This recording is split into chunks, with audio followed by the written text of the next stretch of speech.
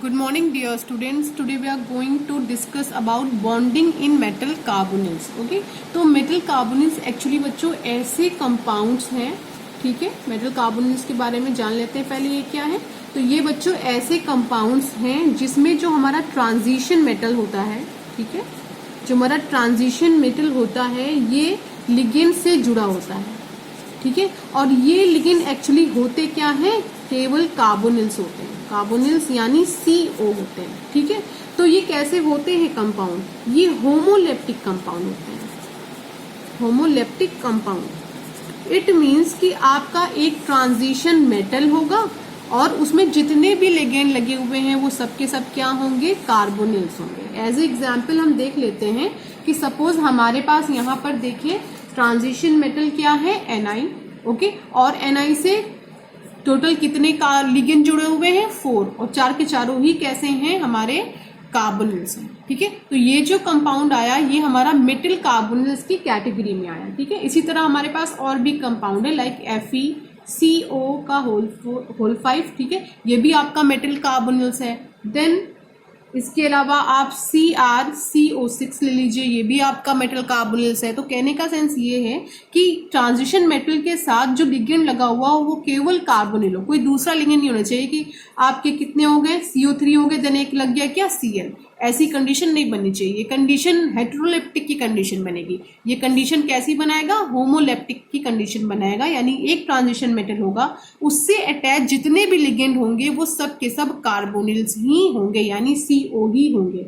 तभी हमारा जो कंपाउंड है वो मेटल कार्बोनिल की कैटेगरी में आएगा. ओके, तो ये जो हमारे मेटल कार्बोनिल्स होते हैं इनका एक डेफिनेट स्ट्रक्चर होता है, ठीक है. जैसे कि अगर आप बात करो टेट्रा कार्बोनिल निकलेट, यानी इसकी बात करो NiCO4 की ही बात कर लोगे तो आप इसका स्ट्रक्चर कैसा देखोगे, टेट्राहेड्रल स्ट्रक्चर देखोगे, ठीक है.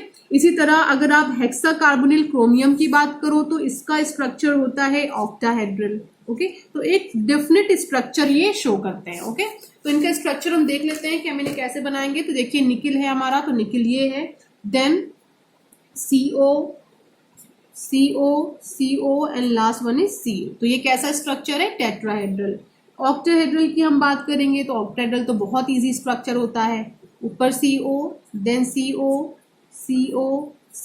And CO. ओके, इसी तरह हमारे पास है Mn2, लिख दे रही हूँ Mn2 CO की पावर 10. ओके, तो Mn2 में जो आप देखोगे Mn कितने हैं, टोटल 2 हैं और दोनों ही Mn जो है एक दूसरे से जुड़े हुए हैं एक बॉन्ड के थ्रू. देन जितने भी हमारे पास कार्बोनिल्स ग्रुप हैं वो 5 इधर होंगे और 5 इधर होंगे. ओके, देखिए CO then CO, okay, then CO and एक CO.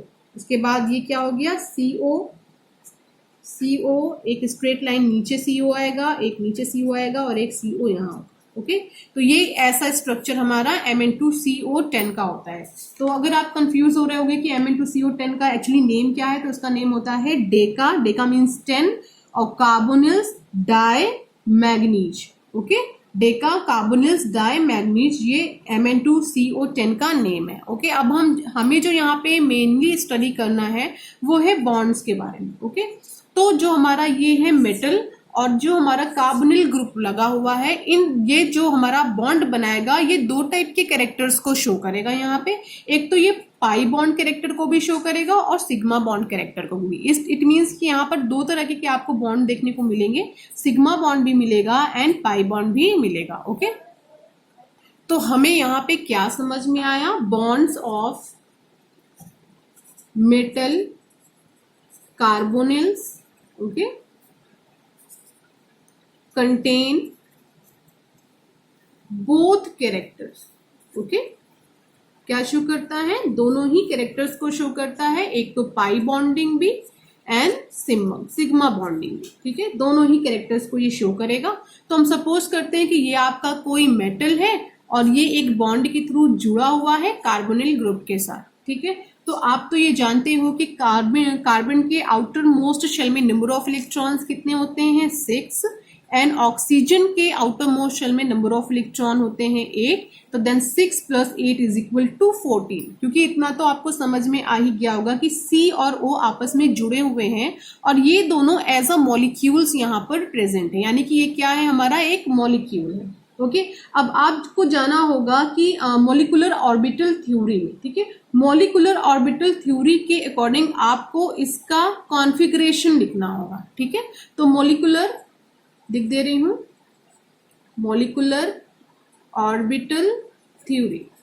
ठीक है, इस थ्योरी के थ्रू आपको इस मॉलिक्यूल का कॉन्फ़िगरेशन लिखना होगा और आपको ये समझ में आ ही गया कि कितने हमें इलेक्ट्रॉन्स लेकर के इसका कॉन्फ़िगरेशन लिखना है, टोटल 14, क्योंकि C के आउटर मोस्ट शेल में 6 इलेक्ट्रॉन है और O के आउटर मोस्ट शेल में 8 इलेक्ट्रॉन है। ओके, तो चलिए हम लिखते हैं।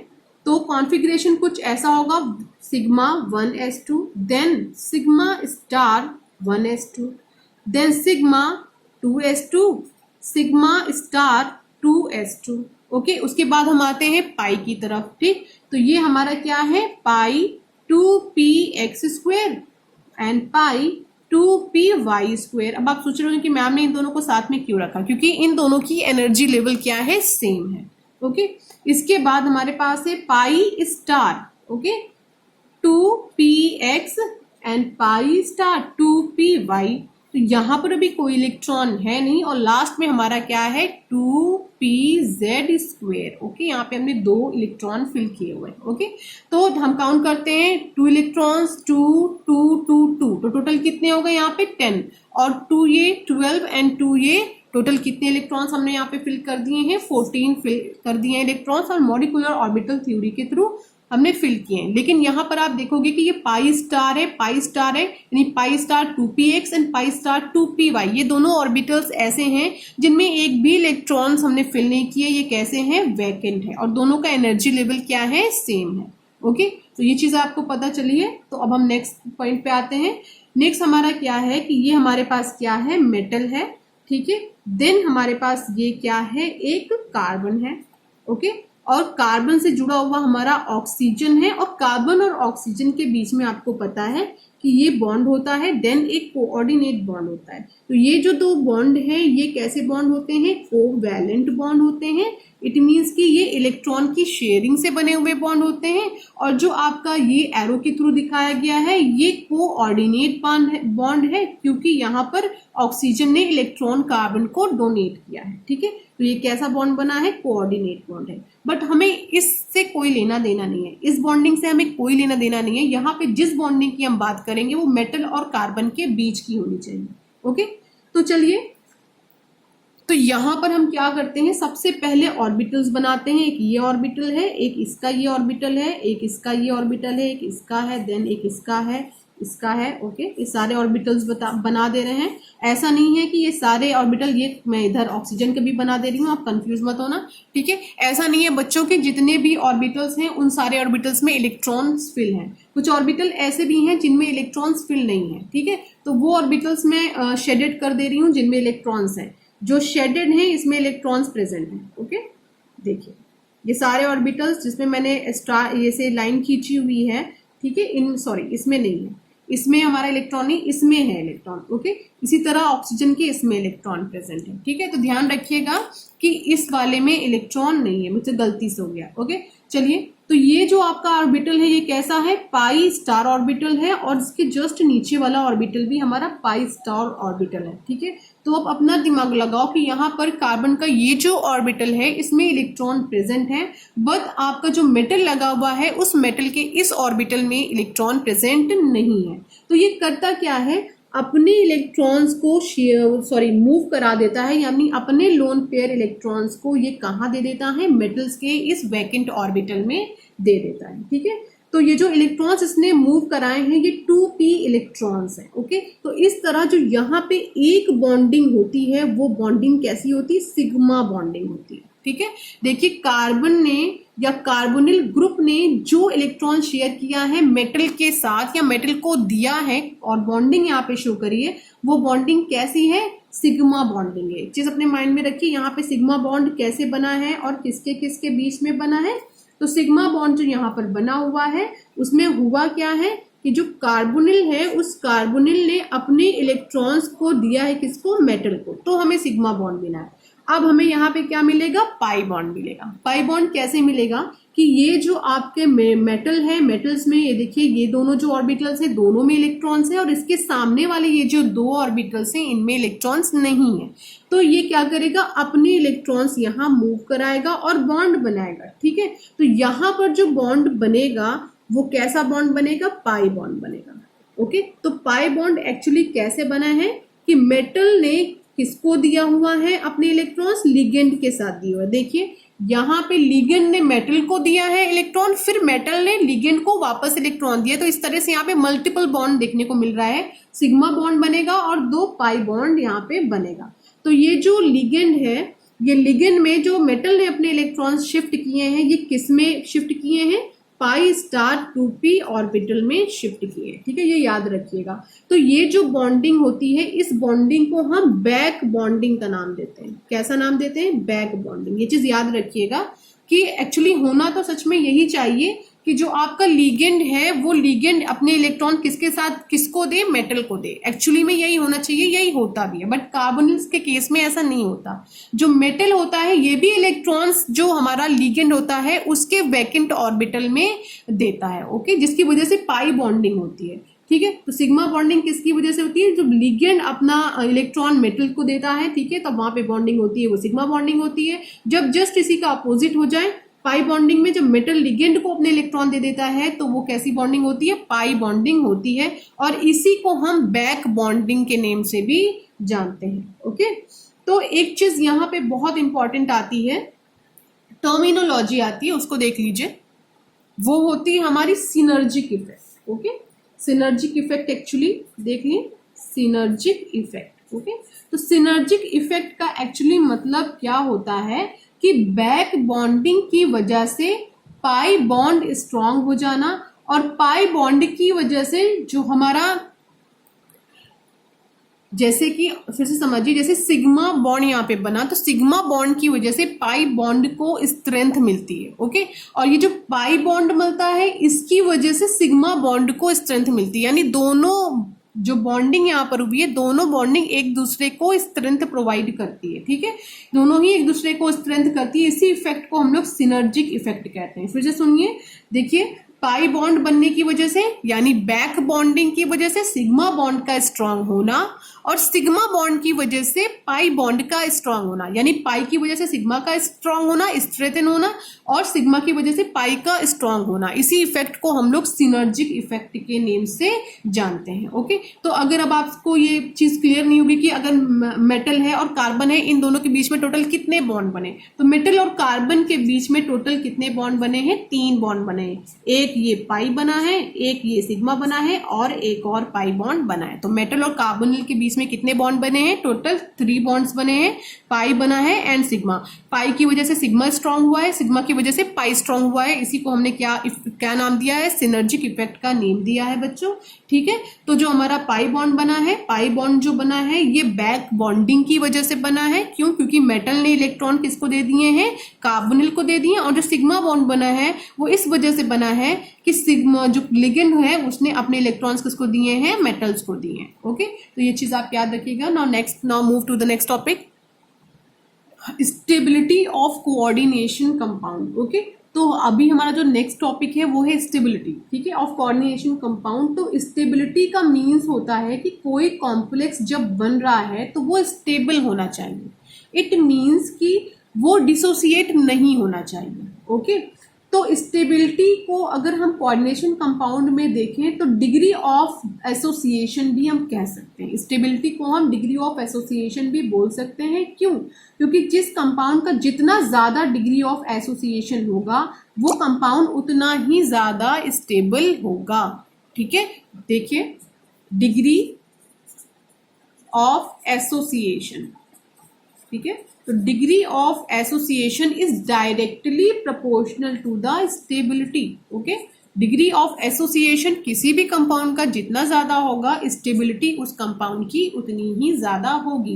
इट मींस कि आपके पास कोई मेटल एल है, देन कोई लिगेंड है, इन दोनों के बीच में बॉन्डिंग हुई, तो इस बॉन्ड की मजबूती किस बात पे डिपेंड कर रही है? इसकी स्टेबिलिटी यानी किस बात पे डिपेंड कर रही है? इसकी एसोसिएशन पे, यानी डिग्री ऑफ एसोसिएशन पे डिपेंड कर रही है। ठीक है, जितना ज्यादा एसोसिएशन होगा, Ml उतनी ही जल्दी अपना कंपाउंड बना लेगा। ठीक है, उतना ही जल्दी अपना कंपाउंड बना लेगा और उतना ही ज्यादा स्टेबल कंपाउंड हमें मिलेगा। ओके, तो इतना तो आपको क्लियर हो ही गया होगा कि अगर M और L मिलेंगे तो हमें एक कंपाउंड Ml मिलेगा। नंबर ऑफ N ले लेते हैं। ठीक है, तो हमें कंपाउंड Ml मिलेगा। तो जो M है और L है, यानी मेटल और लिगेंड, ये दोनों एसोसिएट होंगे। ठीक है, तभी तो हमें कॉम्प्लेक्स मिलेगा। ठीक है, तो एसोसिएशन मतलब डिग्री ऑफ एसोसिएशन, इनके एसोसिएट होने की टेंडेंसी या कैपेसिटी जितनी ज्यादा होगी, जो हमें यहाँ पे कॉम्प्लेक्स मिलेगा वो उतना ही ज्यादा स्टेबल मिलेगा। ठीक है, उतना ही ज्यादा स्टेबल कंपाउंड मिलेगा। इसीलिए हम बोल रहे हैं degree of association is directly proportional to the stability. Okay, तो आप ये जानते हो कि क्लास 11th में ही आपने स्टडी किया था कि जब आप रिएक्टेंट और प्रोडक्ट के बीच में रिएक्शन कराते हो, आपको कोई कंपाउंड मिलता है, तो वहां पर आपने देखा होगा कि एक इक्विलिब्रियम स्टेबलाइज होता है। ठीक है, ये क्लास 11th में आपने पढ़ा है, स्टेबलाइज होता है। ठीक है, लिख दे रही हूं। ठीक है, उसे हम इक्विलिब्रियम कांस्टेंट बोलते हैं, इक्विलिब्रियम कांस्टेंट बोलते हैं। ठीक है, तो अब आपको इतना समझ में आ गया कि क्लास 11th में आपने इसको केसी या केपी कहा होगा, है ना, वह उसी की यहाँ पर बात हो रही है। ठीक है, तो यहाँ पे इक्विलिब्रियम स्टेबलाइज हुआ, जिसे हमने इक्विलिब्रियम कांस्टेंट कहा जब हमारी रिएक्शन होगी तब। ठीक है, तो केसी या केपी से हम इसे रिप्रेजेंट करते हैं।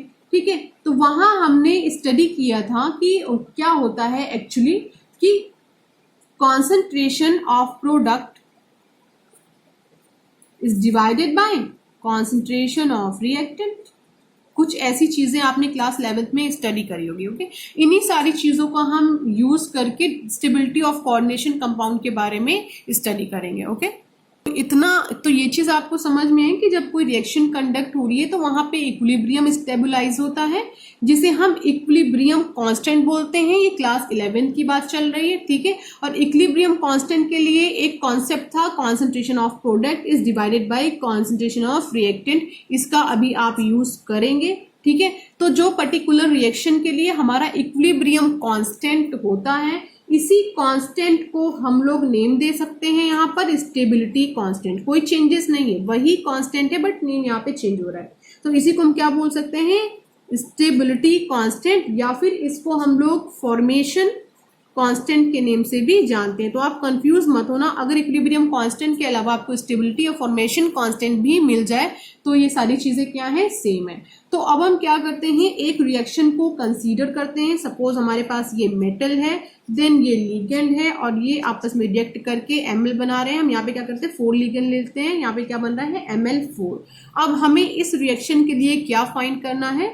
डिग्री ऑफ एसोसिएशन यानी इक्विलिब्रियम कांस्टेंट या स्टेबिलिटी कांस्टेंट, या आप इसको फॉर्मेशन कांस्टेंट भी बोल सकते हो, Kc। ओके, किससे रिप्रेजेंट कर रहे हैं इसको हम यहाँ पर? Kc से। ठीक है, तो देखिए फॉर्मूला, कॉन्सेंट्रेशन ऑफ प्रोडक्ट, तो concentration of product Ml4, then concentration of reactant यानी दोनों reactant, concentration of M and concentration of L, दोनों रिएक्टेंट का हमने यहाँ पे क्या ले लिया है? कॉन्सेंट्रेशन ले लिया है। अगर अब आप इस पर्टिकुलर चीज को देखोगे तो आपको एक चीज समझ में आएगी कि जो हमारा इक्विलिब्रियम कांस्टेंट है ये क्या है? डायरेक्टली प्रोपोर्शनल है। Kc is directly proportional to Ml4। Okay, Ml4 के डायरेक्टली प्रोपोर्शनल है, यानी कि Ml4 एक्चुअली हमारा क्या है? प्रोडक्ट है। ठीक है, तो प्रोडक्ट जितना ज्यादा बढ़ेगा वो हमारा इक्विलिब्रियम कांस्टेंट को उतना ही ज्यादा इंक्रीज करेगा। ठीक है, यानी कि इक्विलिब्रियम कांस्टेंट डायरेक्टली प्रोपोर्शनल है प्रोडक्ट के। प्रोडक्ट जितना ज्यादा तेजी से बनेगा, जितनी आसानी से बनेगा, इट मीन्स इक्विलिब्रियम कांस्टेंट भी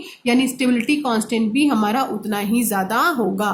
ओके, तो इट मीन्स कि जो कंपाउंड है हमारा वो उतना ही ज्यादा स्टेबल होगा। ओके, तो यहां पर हमें क्या समझ में आया? Magnitude of Kc is directly proportional to the stability. Okay तो जितना Kc की मात्रा होगी स्टेबिलिटी भी उतना ही ज्यादा होगा, जितना ज्यादा Kc बढ़ेगा उतना ज्यादा हमारा स्टेबल वो पर्टिकुलर कॉम्प्लेक्स होगा। ओके तो Kc किसके डायरेक्टली प्रोपोर्शनल है? प्रोडक्ट कॉन्सेंट्रेशन, यानी कॉन्सेंट्रेशन ऑफ प्रोडक्ट, ठीक है, इसके डायरेक्टली प्रोपोर्शनल है। ठीक है, तो इस चीज से आपको ये समझ में आ गया कि जो हमारा पर्टिकुलर कॉम्प्लेक्स है वो स्टेबल है कि नहीं, और अगर स्टेबल है तो कितना स्टेबल है, ये इस बात पर डिपेंड कर रहा है किसके ऊपर? स्टेबिलिटी कांस्टेंट के ऊपर, या आप इसको फॉर्मेशन कांस्टेंट भी बोल सकते हो। ठीक है, तो जितना ज्यादा हमारे प्रोडक्ट की कॉन्सेंट्रेशन होगी स्टेबिलिटी कांस्टेंट उतना ही ज्यादा होगा, तो यानी कि जो हमारा पूरा कॉम्प्लेक्स है उसकी स्टेबिलिटी उतनी ही ज्यादा हाई होगी। ओके तो स्टेबिलिटी कांस्टेंट को हम टू वे में रिप्रेजेंट कर सकते हैं। ठीक है, एक तो हम ओवरऑल इसको रिप्रेजेंट कर सकते हैं, ठीक, ओवरऑल रिप्रेजेंट कर सकते हैं जिसको हम बोलते हैं ओवरऑल स्टेबिलिटी कांस्टेंट, और सेकेंड हम इसको स्टेप वाइज स्टेबिलिटी कांस्टेंट भी बोल सकते हैं। ठीक है, ऐसे भी रिप्रेजेंट करते हैं, आप पे डिपेंड करता है कि आप एक एक स्टेप लेके चलिए या फिर ओवरऑल कांस्टेंट आप डायरेक्ट निकाल लीजिए। ओके तो सबसे पहले हम एक रिएक्शन कंसीडर कर रहे हैं। रिएक्शन हमारी है, एक हमारा मेटल है, देन एक लिगेंड है, और ये रिएक्शन हमारी रिवर्सिबल है, दोनों ही कंबाइन हुए और हमें क्या मिला? Ml, एक कॉम्प्लेक्स या एक कंपाउंड। ठीक है, तो इस रिएक्शन के लिए अगर हम स्टेबिलिटी कांस्टेंट देखें तो K1 is equal to concentration of product, ये हमारा प्रोडक्ट है, divided by concentration of reactant, then concentration of second reactant. Okay next, अब इसी स्टेप हम एक और बढ़ाते हैं, तो फर्स्ट स्टेप था हमारा, सेकेंड स्टेप में आते हैं Ml प्लस L, ये भी हमारी रिवर्सिबल रिएक्शन है, तो बनेगा क्या यहाँ पे? Ml2, तो यहाँ पे हम K2 फाइंड करते हैं, K2 is equal to concentration of reactant, then concentration of product and concentration of both reactant। then हम थर्ड रिएक्शन पर आ जाते हैं। थर्ड हमारा क्या है? Ml2 plus L। ठीक है, थर्ड स्टेप है ये हमारा, तो यहाँ पे क्या बनेगा? Ml3, then K3 is equal to Ml3 and Ml2 then L। Okay next हम ले रहे हैं, वापस आ रहे हैं, Ml3 प्लस L, Ml4, तो K4 हमारा यहाँ पे क्या हो जाएगा? Ml4 then Ml3 and L। Okay तो ये जो रिएक्शन हमने स्टार्ट करी है, हम चाहे तो इसे n नंबर ऑफ टर्म्स में लेकर जा सकते हैं, तो हमें रिएक्शन कुछ ऐसी मिलेगी, MLn-1 L, रिवर्सिबिलिटी का साइन लगाइए, MLN। ओके और इस रिएक्शन के लिए स्टार लगा दे रही हूं, अगर इस रिएक्शन के लिए हम वैल्यू फाइंड करें तो ये रिएक्शन की वैल्यू हमें क्या मिलेगी? K is equal to concentration of product MLN, then concentration of reactant MLn-1 then L। Okay तो ये अगर हम नंबर ऑफ n मॉलिक्यूल्स की बात करें तो कुछ ऐसा हमें मिल जाएगा रिएक्शन। ओके तो ये तो हमने किस में लिया है? स्टेप में लिया हुआ है। तो बच्चों यहाँ पे स्टेप वाइज स्टेबिलिटी कांस्टेंट क्या है? K1, K2, K3, K4, Kn। Okay ये सब स्टेप वाइज स्टेबिलिटी कांस्टेंट है, क्योंकि हमें रिएक्शन की हर एक स्टेप पे स्टेबिलिटी कांस्टेंट निकाला है, सेकंड स्टेप पे फिर स्टेबिलिटी कांस्टेंट निकाला है, थर्ड स्टेप पे फिर स्टेबिलिटी कांस्टेंट निकाला है। तो अब क्वेश्चन अराइज होता है कि ओवरऑल स्टेबिलिटी कांस्टेंट क्या होगा? ठीक है, तो जो आपने स्टेप वाइज स्टेबिलिटी कांस्टेंट निकाला है इनको आप मल्टीप्लाई कर दो तो आपको ओवरऑल स्टेबिलिटी कांस्टेंट मिल जाएगा। ओके तो देखते हैं ओवरऑल स्टेबिलिटी कांस्टेंट क्या है। तो ओवरऑल के लिए हम एक रिएक्शन कंसीडर कर लेते हैं, NLMLN। ओके तो ये रिएक्शन हमने कंसीडर कर ली, तो ओवरऑल स्टेबिलिटी कांस्टेंट हम निकालेंगे तो बीटा, इसको हम बीटा से रिप्रेजेंट कर रहे हैं, MLN then divided by M and L की पावर N। तो पूरी रिएक्शन के लिए जब हमने एक बार में स्टेबिलिटी कांस्टेंट को फाइंड किया तो वो ओवरऑल स्टेबिलिटी कांस्टेंट कहलाता है, ठीक है। और अगर हमने स्टेप वाइज हर एक स्टेप में स्टेबिलिटी कांस्टेंट को फाइंड किया तो वो स्टेप वाइज स्टेबिलिटी कांस्टेंट कहलाता है। तो अगर हम रिलेशनशिप देखना चाहें overall and stepwise stability constant में तो क्या बनता है हमारा रिलेशनशिप, देखिए beta n is equal to K1 into K2 into K3 dash dash dash Kn। Okay, कुछ ऐसा रिलेशनशिप हमारा बनता है कि ओवरऑल स्टेबिलिटी कांस्टेंट हमें कब मिलता है, जब हम स्टेप वाइज स्टेबिलिटी कांस्टेंट को मल्टीप्लाई कर दें। ओके, यहाँ पे क्वेश्चन अराइज होता है बच्चों, what is overall stability constant. तो overall stability constant is multiple of stepwise stability constant. Okay, तो what is overall stability constant, तो overall stability constant is multiple of stepwise stability constant. Okay, तो अब हम थोड़ा और एक step लेते हैं, हम क्या करते हैं लॉग लेते हैं, ठीक है, लिख दे रही हूं, take in log on both side. Okay, दोनों साइड हम लॉग लेंगे, तो log beta n is equal to log K1 plus log K2 plus log K3 then dash dash log Kn। Okay, तो ये लॉग हमें मिलेगा। अब ये जो है ये हमारे लिए कुछ न्यूमेरिकल्स में भी यूज हो सकता है, ठीक है। तो न्यूमेरिकल्स तो नहीं दिए गए हैं, बट एक एक्सपेरिमेंट में कुछ वैल्यूज हमें दी गई हैं, उनको हम देख करके इसको सॉल्व करने की कोशिश करते हैं। ओके, तो एक एक्सपेरिमेंट किया गया है कि यहाँ पर आपका कॉपर है, Cu डाई पॉजिटिव है, वो अमोनिया के साथ रिएक्ट करके एक कोऑर्डिनेशन कंपाउंड बना रहा है, ठीक है। तो कोऑर्डिनेशन कंपाउंड क्या है, Cu NH3 4+2। ओके, देखिए यहाँ पे कितने होंगे 4 NH3, ठीक। तो यहाँ पर अगर आप ओवरऑल निकालना चाहो स्टेबिलिटी कांस्टेंट यानी Bn या B4 कर लो, जो भी है, क्योंकि 4 NH3 यहाँ पे लगे हुए हैं, ठीक है। तो यहाँ पर आपका जो निकालते हैं concentration of product Cu NH3 whole 4, ठीक है, +2, देन लास्ट में concentration of both reactant Cu di positive plus NH3 4। Okay, तो इस एक्सपेरिमेंट में एक्चुअली हुआ क्या है कि ये जो रिएक्शन है ये टोटल कितने स्टेप्स में हुई है, 4 स्टेप्स में हुई है। ओके, तो जब एक्सपेरिमेंट किया गया तो हर एक स्टेप्स में इस रिएक्शन का फाइंड किया गया है स्टेबिलिटी कांस्टेंट। तो स्टेप फर्स्ट में जब इसका स्टेबिलिटी कांस्टेंट फाइंड किया गया तो लॉग K1 की वैल्यू आई 4। देन जब सेकेंड स्टेप में किया गया रिएक्शन में तो लॉग K2 की वैल्यू आई 3/2। इसी तरह लॉग K3 यानी थर्ड स्टेप में लॉग K3 की वैल्यू मिली 2.7। लॉग K4 में लॉग की जो वैल्यू मिली है वो है 2। ओके, तो इस तरह से देखिए हर चारों स्टेप में हमें लॉग यानी स्टेबिलिटी कांस्टेंट की वैल्यू फाइंड करी है, ठीक है। तो अब हम आ रहे हैं कहां पर, ओवरऑल स्टेबिलिटी कांस्टेंट पर। ओवरऑल स्टेबिलिटी क्या है, beta n is equal to K1 into K2 into K3 into K4, ये इस पर्टिकुलर रिएक्शन के लिए होगा। तो हमें ओवरऑल स्टेबिलिटी कांस्टेंट फाइंड करना है, तो जितनी भी वैल्यूज हैं इन सारी वैल्यूज को हमें मल्टीप्लाई करना होगा। ओके, सॉरी बच्चों, यहाँ पे हमें इन्हें मल्टीप्लाई नहीं करना, एक्चुअली हमें इन्हें प्लस करना होगा, ठीक है, क्योंकि जितने भी हम स्टेप वाइज निकालेंगे सारे स्टेप निकालने के बाद सारे स्टेप को हम जब ऐड कर देंगे तो ओवरऑल स्टेप हमें पता चल जाएगा। ओके, तो यहाँ पे लॉग K1 है, K2 K3 K4 की वैल्यूज दी गई हैं, हम सबको प्लस करेंगे,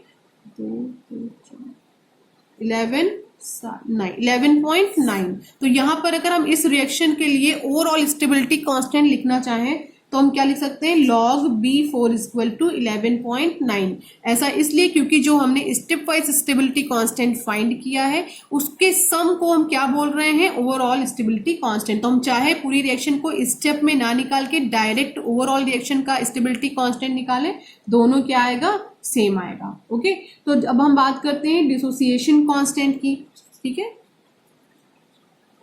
डिसोसिएशन कांस्टेंट, या आप इसी को बोल सकते हो इनस्टेबिलिटी कांस्टेंट। ठीक है, इससे पहले वाला जो हमने स्टडी किया है वो स्टेबिलिटी कांस्टेंट है, एंड एसोसिएशन कांस्टेंट की बात करिए ये आपका डिसोसिएशन कांस्टेंट, या फिर आप इसको इनस्टेबिलिटी कांस्टेंट बोल सकते हो। ठीक है, तो आप अपना सीधा सा दिमाग लगाओ कि पहले एसोसिएट हो रहा था, अब डिसोसिएट हो रहा है, तो ये क्या हो गया, एक दूसरे का रेसिप्रोकल हो गया, यानी फॉर्मेशन कांस्टेंट का ये क्या हो गया है, रेसिप्रोकल है। तो डिसोसिएशन कांस्टेंट हमारा क्या है, फॉर्मेशन कांस्टेंट का रेसिप्रोकल है। ठीक है, तो जब फॉर्मेशन कांस्टेंट हमारा इंक्रीज होगा तो डिसोसिएशन कांस्टेंट हमारा डिक्रीज होगा। ठीक है, ओके, थैंक यू क्लास।